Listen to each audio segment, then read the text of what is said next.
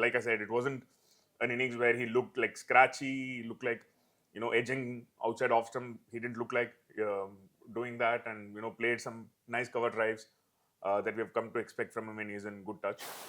The number of records he's broken in ODI cricket is ridiculous. Like I said, to uh, break Sachin's record for the fastest 14,000 runs, he's probably going to break it for 15 as well. Whether he gets past 18,000 so and so for Sachin's tally remains to be seen. Yeah. It's the greatest rivalry and all that, but in terms of contest, it's not so. I mean, I would if you had to choose top 3 rivalries. I mean, I would watch an India-Australia match any day over an India-Pakistan match.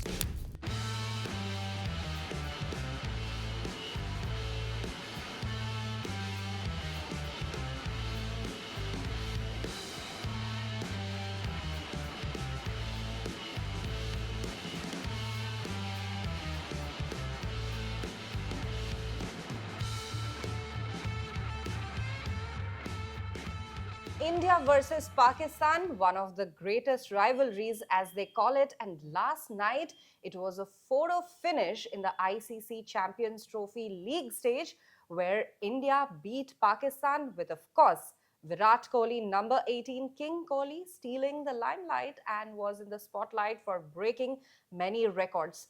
India has been smooth sailing in the ICC Champions Trophy so far, and to discuss last night and how India is poised in this prestigious ICC tournament, with me, Vinayakk Mohanarangan, our senior sports journalist from the Indian Express. Vinayakk, it was a photo finish last night. Dream come true. That last boundary that Virat Kohli hit clinched him the century and, of course, won India the entire match. What were the records that Kohli broke last night? Well, first of all, it was a photo finish only for Kohli's century, but I don't think there was any doubts over the result of the match for the longest part of time. Right. Yeah, quite a few records. Third player to score 14,000 runs in ODI cricket. His record-extending 51st century. Yet another player of the match against Pakistan in an ICC event, which he's made an habit of. Yeah. Probably one of Kohli's better knocks in recent times, just for the fact that he didn't look to be in trouble. Probably there was maybe half a chance that he gave in the entire knock, but otherwise it was a flawless innings. In a chase against Pakistan in an ICC event, all things came together nicely for Kohli and India yesterday. Absolutely. But it was a hard-fought century. There were hardly... he had to work hard for it. Yeah. The pitch was not easy. Yeah. So I think he actually read the conditions well. Yeah. It wasn't probably the most fluent century that he'll score. But yeah, in terms of the slower conditions and, the pressure of a run chase is always there. So he had to work hard for it, yeah, for sure. But like I said, it wasn't an innings where he looked like scratchy, looked like, edging outside off stump. He didn't look like doing that, and played some nice cover drives that we have come to expect from him when he's in good touch. And yeah, by what we've heard from Venkat Krishna in Dubai, he had come early for the practice the previous day, first to come, last to leave, sort of thing. Came around apparently an hour before everyone else for the training session. So clearly, he wanted it. And the thing with Kohli is, he's not looked in the greatest of touch in recent times, even in ODIs where, that is comfortably his best format. Yeah. The sort of records that he's broken is ridiculous. Like one of the records that we should mention is, he got to 14,000 runs. Absolutely. But he did so 63 innings quicker than Sachin Tendulkar did. That is just crazy to think about, right? 287 innings and all. Yeah, so it's, just absolutely ridiculous that he's done it so fast. Yeah. He'll probably be the greatest ODI batsman before he retires. So yeah, it was nice to see him back in his zone, where he's chasing and winning matches for India. Absolutely. He's also now, he now also holds the record to be the ODI batter with a century against Pakistan in terms of Champions Trophy, Asia Cup, and also the World Cup. And also the innings you mentioned, he's making centuries so fast. He has more centuries than Sachin when it comes to ODI cricket. Over the years, over the last decade that he has been playing, there have been a lot of ups and downs when it comes to Virat Kohli. You know, there's always this brickbats thrown at him. He's not performing, but he also makes sure that he shows up for the big matches. For example, the final of the ICC T20 World Cup. So, how do you, if you had to sum up Virat's journey so far as a batsman only, what would you say? The ups and downs probably mostly been in Test cricket. I mean, T20Is, yeah, he's never been an out and out T20I batsman, but he's had good records. He's done well in the World Cups when it comes to T20Is. In ODIs, I don't think he's had too many struggles. It's comfortably his best format, like I said, where he has that time to settle in, but he also is not in a hurry to score as quickly as he should in a T20I. So it's his safe space, so to speak. In ODIs, he's been the master for the longest time. The brief period where he struggled to score a century, I think the 71st century was, and even during that time in ODIs, he looked like, he'd get there eventually. In ODIs, I think he's been probably the best batter of the current generation for sure. I mean, if you're even talking about all time, it's probably Sachin Tendulkar who will come close to, in a debate when it comes to ODI format. It's probably between the two of them to see who's the greatest. So yeah, I mean, ODIs, there not been too many ups and downs. The red ball he struggled with more than the white ball for sure. But yeah, it's quite a remarkable journey. The number of records he's broken in ODI cricket is ridiculous. Like I said, to break Sachin's record for the fastest 14,000 runs, he's probably going to break it for 15 as well. Whether he gets past 18,000 so and so for Sachin's tally remains to be seen. Yeah. I mean, if anything, personally, I think if he chooses to stick to a format to play for the longest time, it's probably going to be the ODIs. So he has time if he wants to play the next World Cup. Of course, he has time to. That's a question everyone's asking, if he's going to play the next World Cup. So if he sticks around for that long, I'm probably going to break a few more records. So yeah, yesterday was. I think one thing that must be noted yesterday is hot conditions. Shubman Gill was cramping early in his innings. Right. But Kohli was running into his 80s and 90s, right? I mean, the guy is fit at 36. Fit as a fiddle, there was one time when he actually looked back at Akshar Patel in the last 10 runs to go, and he said, why didn't you come back for another run? And Akshar just said that, have your moment. Yeah. So far. So, I mean, when younger guys are, cramping up early, and he's doing what he's doing at 36, I mean, the guy, it's about his own mind for deciding how long he wants to play. So, yeah. Absolutely. And like you said, he's been sweating it out at the nets. So Kohli as a batter to now Kohli being India's most successful outfielder with 158 catches. How has he been as a fielder? What are your comments on his game? It's a little tricky. He's always been a great athlete.